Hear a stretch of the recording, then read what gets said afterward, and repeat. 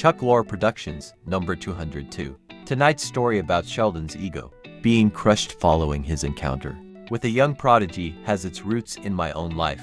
Around 1974, I was playing guitar for a living in Miami Beach.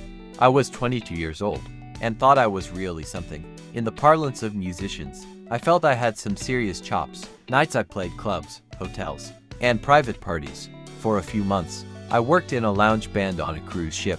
I even landed a day gig playing acoustic solo stuff at a coffee house in South Beach. That was where a professor from the University of Miami saw me play, dug what I was doing, and invited me to audit his jazz guitar class at the university. I happily accepted, thinking I might be able to teach the kids a thing or two. I still remember the first class, me sitting in the back proudly, holding my beat-up 60 for Fender Strat, while the college students all cradled expensive Gibsons. Of course, this only made me feel more smug. I was a working musician. These were rich kids in a rich school, with instruments that daddy bought them. But then something happened that would change my life forever. A painfully shy 16-year-old boy walked into the room. He could barely speak nor make eye contact with anyone, seemed dwarfed by his big jazz guitar, and was ludicrously introduced as a visiting professor to the university. His name was Pat Metheny. I'll never forget how I felt when he began to play.